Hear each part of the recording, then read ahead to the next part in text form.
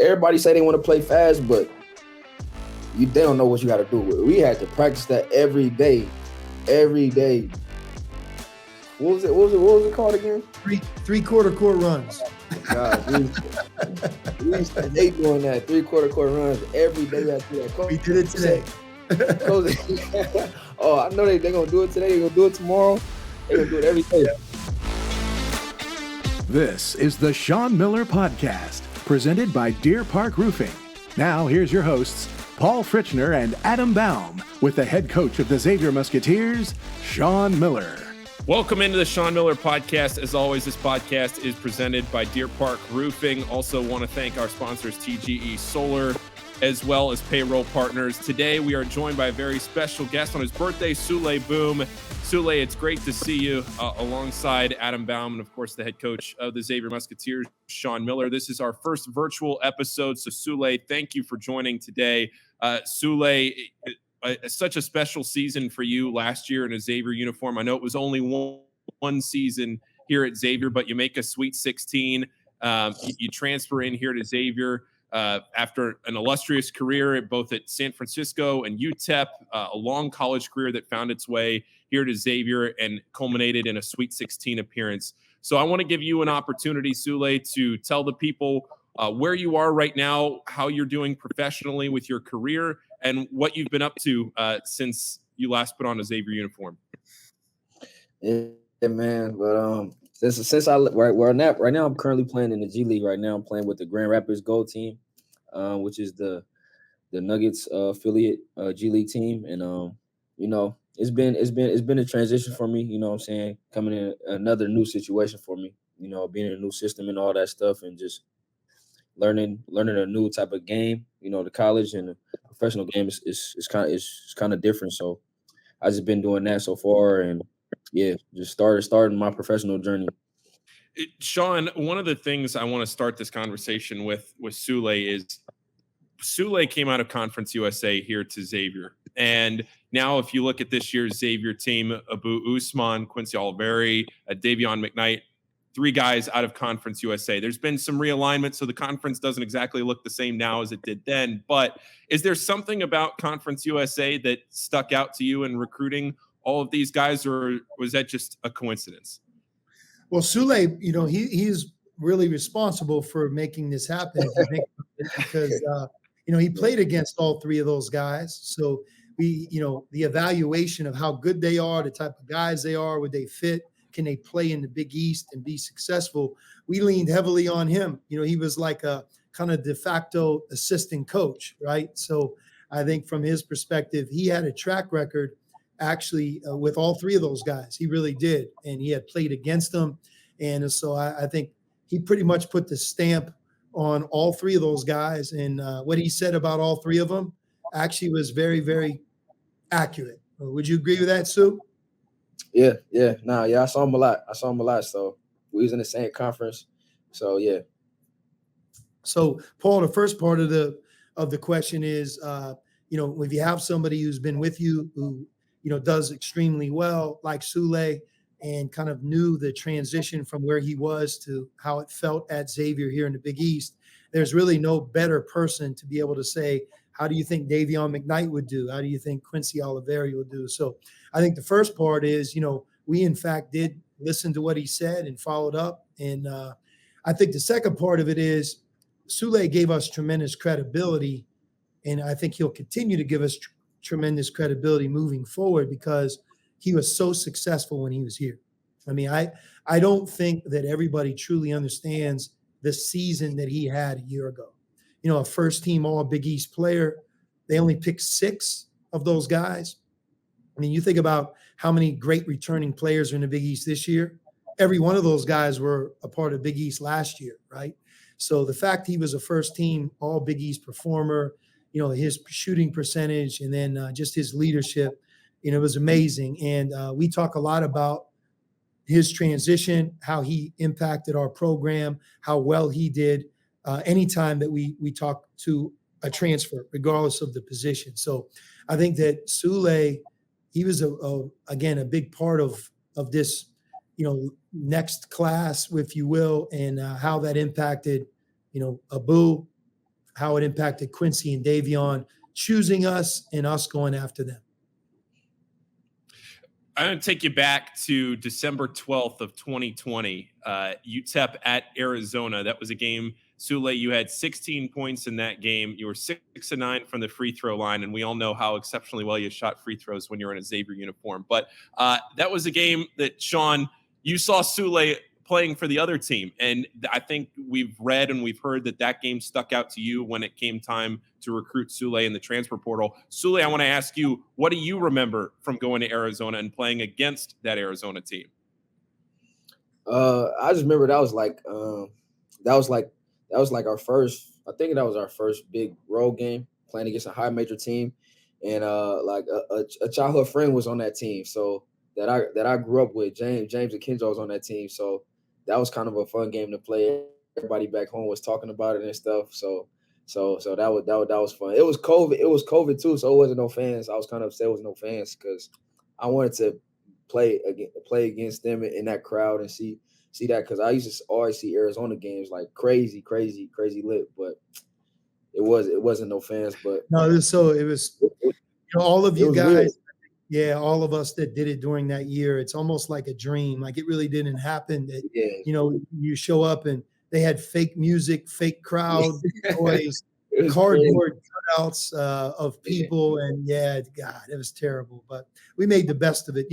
Paul, I will tell you, even that game, part of my respect for Souley isn't just preparing for the game, which we did, and then going against him, but James Akinjo, because he knew Souley, when we were talking about Souley and we were getting ready for the game, James had a lot of respect for Souley as a player. He almost stamped him as a really good player as well. And that stuck out for me because Souley will tell you, James isn't one to give a lot of credit to players. It's he's not going to just say, "Oh yeah, he's good, coach." But he respected Souley, and James say everybody weak.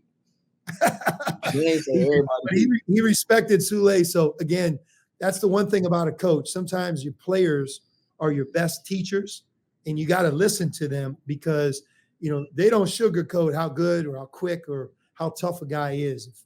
If another player, a guy like James says, "Look, I'm telling you, coach, this guy's good," then to me that has tremendous credibility. So but that game stuck out. And then I think the other part that I've really learned when you're looking at players, what translates, how many times a guy gets fouled, like his free throw attempts and that free throw percentage. Usually if you can do it at one place, it translates to the next place. I think rebounding is another great stat where, man, if a guy is a high level rebounder, offensive rebounder, defensive rebounder, he's going to bring that to your program as well. And Souley is a great example where he shot an unbelievable amount of free throws per game, and he shot a very high percentage. And I would say that was one of the gifts he brought to our team a year ago. And that, at the end of games, he was 90% and he lived at the free throw line, which was a wearing down effect for our team a year ago. I remember when I was covering games last year, and a lot of times, part of my responsibility is I'm live tweeting, I'm getting information out as it happens. And Souley is one of the very few people that I've ever done this with, but I would type out a tweet saying that he made both free throws before he even took the first one. That's how much confidence I had in you, Souley. But what are you shooting? What percentage are you shooting right now? I don't even know. I don't even know, because I can't even tell you. It's probably about 87. Something like that.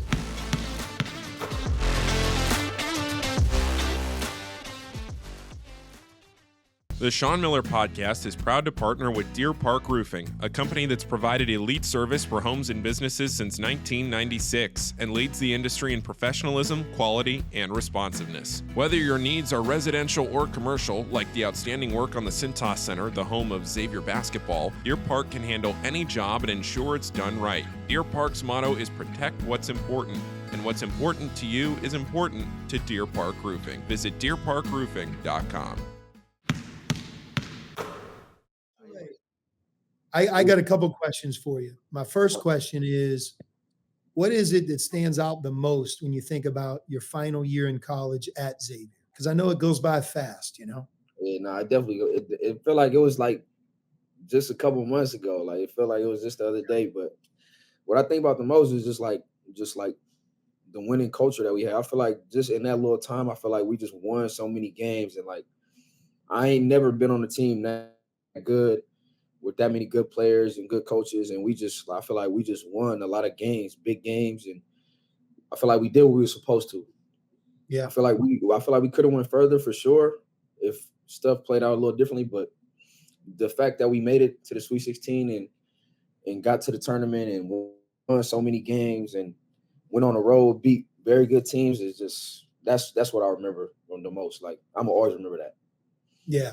Yeah. No, I think when you go 15-5 and finish in second place behind Marquette And and that in the could regular easily season, been 17-3. that's That right. could easily, No question. yeah. We were right there. But and then even in the Big East tournament, and then the non-conference schedule. I mean, you think about going to Portland and playing Florida, and then playing Duke, and then playing Gonzaga, 3 games in 4 days.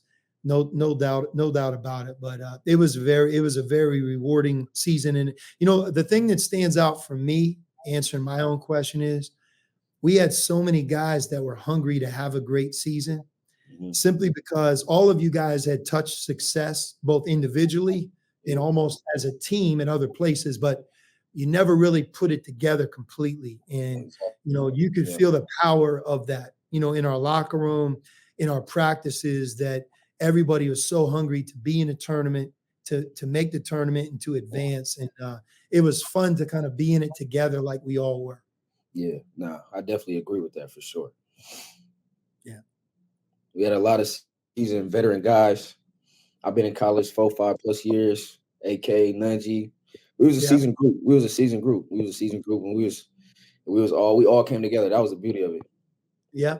Yeah. So the other question I had is, we're right in the thick of the Big East right now. And I mean, Souley, you could talk about the Big East Conference to other people, but the physicality, how it feels to play on the road, the Big East tournament. And, we described it as best we could when we recruited you.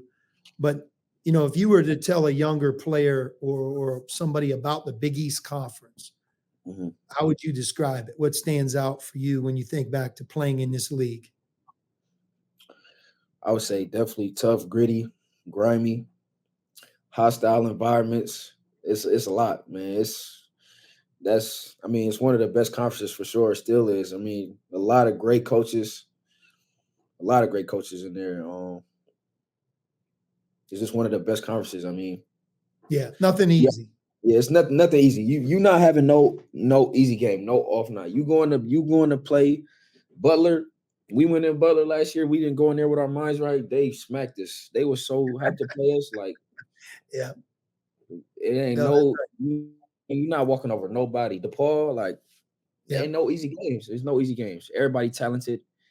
They might have a below 500 record, but no team is less talented than others. Everybody is good. Everybody has great talent. There's a lot of great coaches as well. So yeah. Something I was curious about, and I think whether you're being recruited out of high school or whether you're being recruited in the transfer portal, on one hand, like Sean and his staff, they're evaluating you, Souley, but on the other hand, you're evaluating them. And what do you remember about the first impression that Sean and Xavier made on you? they had no point guard. They had no point guard, and I wanted to be able to play the point guard. Show people. This is so transactional. You see, you thought he was going to say coach's personality, Centos Center, East Conference. I had minutes. I had 34 minutes looking at me in the face. See, it's a reminder. It's just a reminder. But no, we did have such a great opportunity for him, for sure. Nah, I felt like it was just the best of both worlds. I mean, coach. No, I mean, it was a lot of minutes up for grabs. They had a lot of good key pieces. The Centos. I ain't even had to get sold on that. And playing for Coach Miller, he coached. He's known for coaching a lot of good guards and let his guards play and playing fast. I wanted to play fast. That was my type of game. So that's what I wanted to do. So it was just I feel like it was just the best of both worlds. It was just the perfect situation. I feel like it just God put that out there for me for a reason. So it was just, I don't know, I was lucky, to be honest. Like it was just a perfect match. Yeah. Souley, it's interesting hearing you talk about saying you want to play fast, because you look at Davion McKnight this year, another Conference USA point guard who had to learn on the fly. You got to play fast. You got to play with pace. Coach Miller always talks about playing with pace. pace. What was that adjustment like for you, and knowing that, okay, there's this level of pace, and then you go through practice, you go through games, but there's this level that you have to get to with that pace. What's that like for you? Nah, yeah, because everybody say they want to play fast, but they don't know what you got to do. We had to practice that every day. What was it called again? Three-quarter court runs. Oh God, we used to hate doing that 3/4 court runs every day. We had to do that. We did it today. Oh, I know they're gonna do it today. They're gonna do it tomorrow. They're gonna do it every day. Yeah. But we practiced that, and we had to practice that. Coach was on us about it. Like we don't want to call play. We don't want to. It's gonna be a time in the game where you got to call plays in the end and execute. But throughout the game, we kick aheads, through the nail, high low, everything. So it was definitely it suited my game, but you definitely had to be mentally tough for it, because you're not just gonna go out there and be like, oh, I'm about to play fast every time. You got to really be locked in.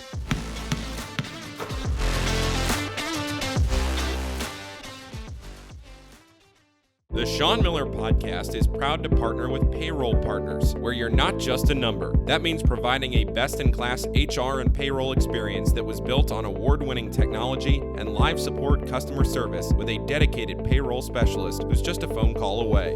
You shouldn't have to choose between technology and customer service. At Payroll Partners, you get both. Payroll Partners is locally owned and operated by a proud Xavier alum. Visit payrollpartners.net. That's payrollpartners.net. Welcome back here to the Sean Miller Podcast. It's a pleasure catching up with Souley, but Coach, I am curious. I think the hope is anytime you recruit a kid, anytime you go to their high school level, or maybe it's a transfer portal guy, you're hoping that it's going to work out. What percentage of the time would you say that it works out the way that it did with Souley? It seems like that's a pretty rare thing that happens, but maybe I'm wrong. I mean, Souley is a home run. He's a day one starter. He played 37 games, never missed a game. He faked a hamstring injury in the summer, so he didn't have to do the 3/4 court runs every day. But other than that, he was on it every game, every day. And he's a first-team All Big East player, a leader, and an amazing kid on and off the court.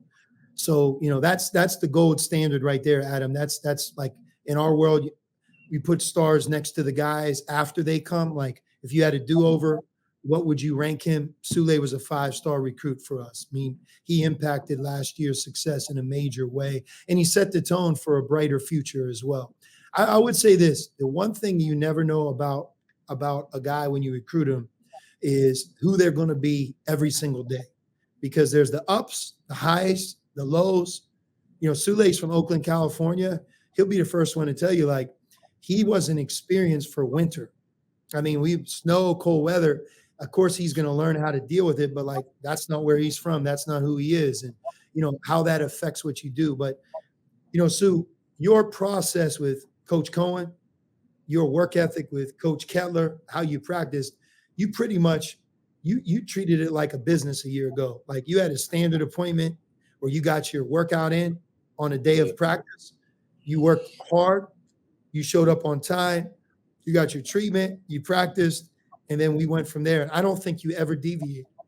Sometimes we wouldn't go as long, or you wouldn't go as long, but I'm talking about in August when school began, all the way through April when we're in the NCAA tournament and the season's over. His regimen was incredible. And do you remember what it was? Like, if you could talk about it, your day would be what would it have been, your process? I know my teammates used to get mad at me because they used to be like, Souley don't go to school, he don't do nothing.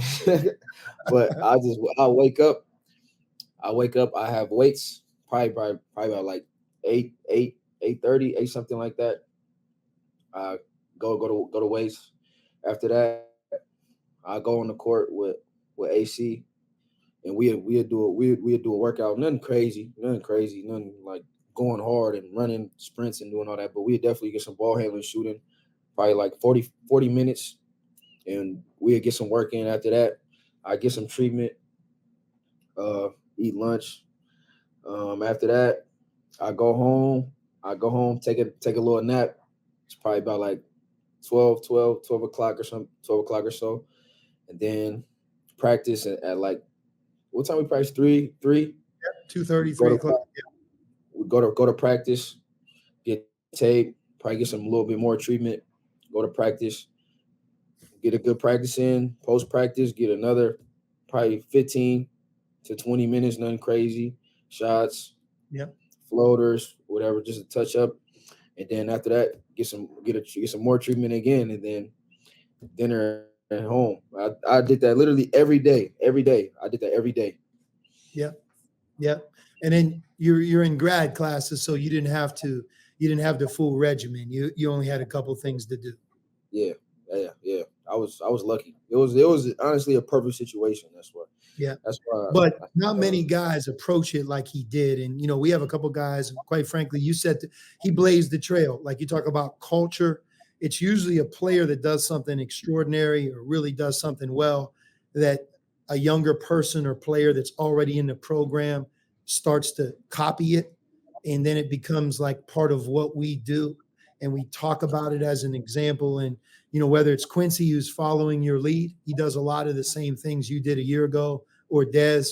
And Des has got that slow motion to him sometimes, but he still shows up and gets his work in. But that process, though, what he just described, that's something you deep down don't know in recruiting. Guys say they love the game, put the work in, but Souley's work ethic and his regiment and his process was extraordinary. And I thought that it became a contagious to our guys last year. More guys would get in the gym than ever before. They started to have their own process. They watched what he did. They copied it. They did their own version. And the next thing you know, you got a group of guys really giving a lot of extra time to the game. And I believe that helped us have a great season a year ago.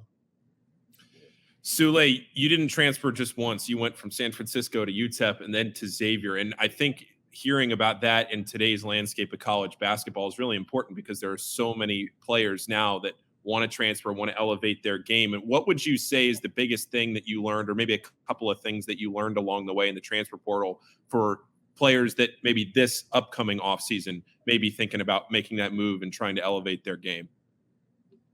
Yeah, I would definitely say just going into the transfer portal. I feel like I went in the transfer portal with the right intentions. I didn't go into the transfer portal just trying to go for a name or trying to go for money, NIL. I honestly went to a situation that I felt was genuine and it was the right fit for me. Since day one, when Coach Miller and Adam hit me up, I feel like they were genuine. I feel like it was a perfect situation. I needed a coach that was going to help me, be on me and coach me hard and help me become a better player. And I just went in that mode with the right intentions. I ain't going with the wrong intentions, and I just wanted to get better, and I wanted to be in a right situation that fit my game, and I could learn and grow. And it honestly worked out for me. I keep saying that, but that's the mindset I had when I went in the portal. And I say to the kids that do want to transfer or are in that position, I feel like they should go into it with that mindset as well. Don't go in there just trying to get the biggest NIL offer, because people can lie to you. People can tell you this. You got to read between the lines. You can't just be an airhead and just listen to what these coaches and people tell you, like, oh, we got this for you, got this for you. It can't be like that. You gotta really read between the lines and understand and do your research, and so that's what I would say. That's great advice. That's great advice. The 90% of the decision is is what it's always been. Opportunity, style of play, the university, the people, what it feels like to play a home game, conference, coaching staff, strength and conditioning, facilities. And then, the 10% is what's maybe new today. But I think Souley couldn't have said it any better, really. Because when you make this decision for the reasons he did, you have a great chance of allowing it to work. Hey, we're in the training camp, the Denver Nuggets training camp.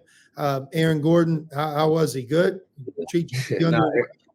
Aaron Gordon, he's a real cool dude. He was chill. He's so chill. Hey, did you talk about any stories about your coach, or did he leave it alone? I think we did. I can't even remember too much about it, but we definitely talked about you for sure. Yeah, 2 different generations. You think about it, he's old. Yeah, and Zeke. Yep, Zeke. Zeke said he was his guy. Yeah, no, those guys are awesome. Zeke and Aaron. So Zeke Najee and Aaron Gordon, recruited them, coached them at Arizona. And to think about it, Souley and those 2 guys, they were all in training camp together. So it was pretty cool to kind of watch that from my vantage point.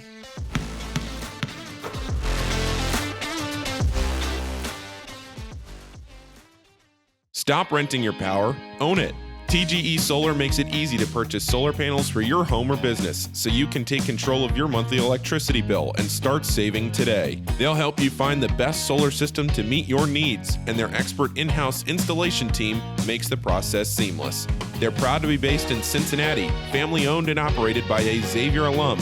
Mention this podcast and save $1,000. Visit TGEsolar.com to request your free energy evaluation today. Sean, when you recruited Souley, I think it's funny hearing stories about Souley on the court versus Souley off the court, and how nice of a guy Souley is to us, and having conversations and talking to him off the court. But when he got on the court, you always talk about finding your kind of guy, the OKG. And nobody was tougher, nobody wanted to win more than Souley did when he was on the court. What was it like for you to coach him and see that kind of transformation from the guy off the court that Souley was to what he was on the court? No, I mean, that's one of Souley's gifts. He's easy to smile off the court, and physically, there's a lot of guys who walk out for the jump ball that are going to be bigger, even more talented. Jumping, running, stronger. We were I'll talk about this here in a second, but his heart, his mindset, his incredible skill level, and just his willingness to do whatever you asked of him to do to win the game.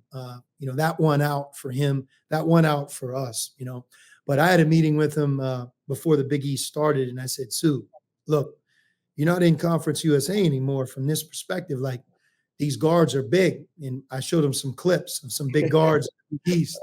He sat there, and I'm like, look, this guy's like 6'4", 210. They're going to post you up. I'm like, you got to take care of your body. Like, this lifting weights, and like, it can't be okay to be 170. Like, you got to try to get to 180, or can't be 180. We got to get you to 185. And this year I'm going to expect you to lift all January, all February, because this is it, and he kind of looked at me, and he listened, and then he left. And I looked at Adam Cohen. I said, I think he listened to me, but you really think he believed me? And he looked at me, Adam, said, no, he didn't believe you. He thinks he's going to be just fine. And you know what? The moral of the story is he was just fine. He knew he understood what I meant, but he also understood his gift, and he was going to be great. And he that physicality of the Big East, it obviously didn't bother him a whole lot. You remember that day? Yeah, I remember you. You were mad. I think it was Villanova game. It was a Villanova game. Right. Yeah. It was posting up. It was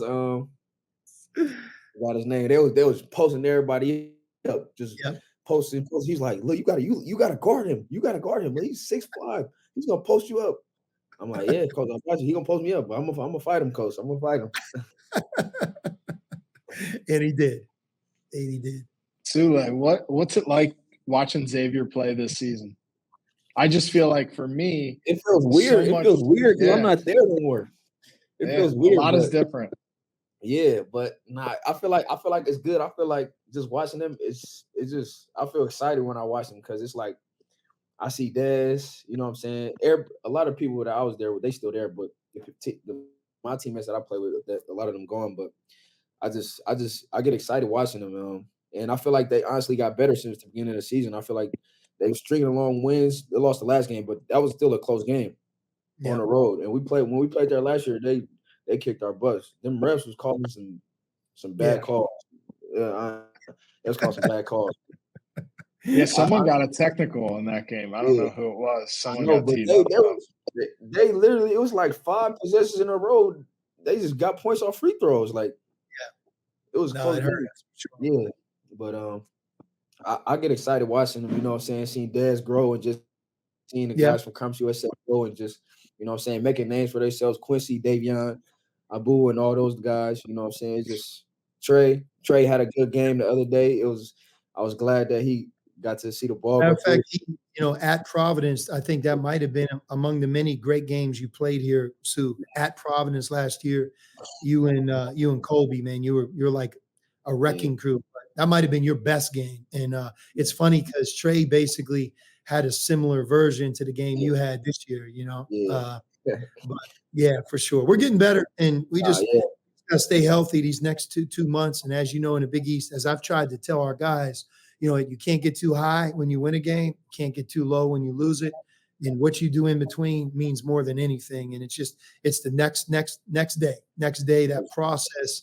And eventually, we'll win out. If we're yeah, supposed to be there, we'll be there. yeah, for sure. That's how it always is. And you can't dwell on one game because the next game you gonna have to you got Marquette, and the next day you got Nova, Right. and it keep going on. So Yeah. it's a long season. Souley, one of the things that was incredible about coaching you, recruiting you, and although it went by really fast, it was just such a fun experience. Is the people that I've got to know, and we all at Xavier got to know that we're part of your family.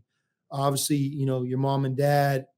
Your mom very similar to you in personality. You got easy to smile, and but you also have, I would say, I would call him a mentor, a coach, somebody who's been with you since you've been a young child and who's influenced so many young kids in Oakland, California.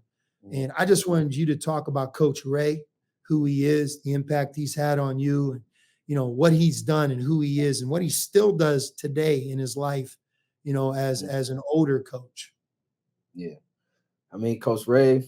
I mean, I wouldn't even be here without him. I mean, he's coached me since I was in 8th grade with the Oakland Rebels. He's like a mentor, father, just everything all in one. I mean, he was there for me since day one. He was one of the only coaches to believe in me at a young age when I was just so skinny. Nobody wanted to really coach me, train me, and give me a scholarship. And he was there for me, helping me since day one. I remember the first time I met him. I was at like my 7th grade AU tournament, 8th grade AU tournament or something. And then he was like, "Man, you're gonna come play with me. You're gonna play with the older team. You're gonna come play with the 9th grade team." I'm like, "Okay, all right, whatever." And then we was going on a trip. I don't even know him. He'd take me I spent the night at his house. I don't even know him. I just met him the other day. I sleep on his couch. I haven't even known him for more than 2-3 days. And we go on this trip, and it was just a wrap since then. And he's been with me ever since then. I mean, he helped How me. old were you? How old were you when you went on that trip? I was probably like 14, 13, something like that. Yeah. So I've been knowing him 10 years plus. So And Coach Ray also, I don't want to speak for you on this, but had a similar relationship with Damian Lillard.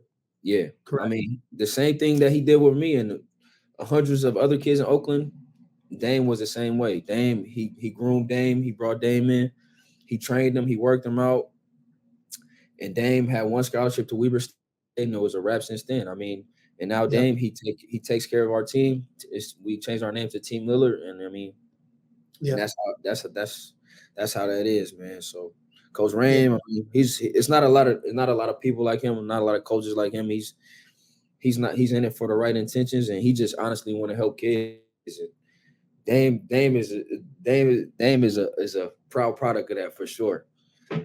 Well, I think it's really important to point it out because sometimes, a summer coach or somebody who's not at a high school or college level, they're almost like the perception is that they're not in it for the right reason, or that they only coach in a tournament. They're really not about the kids.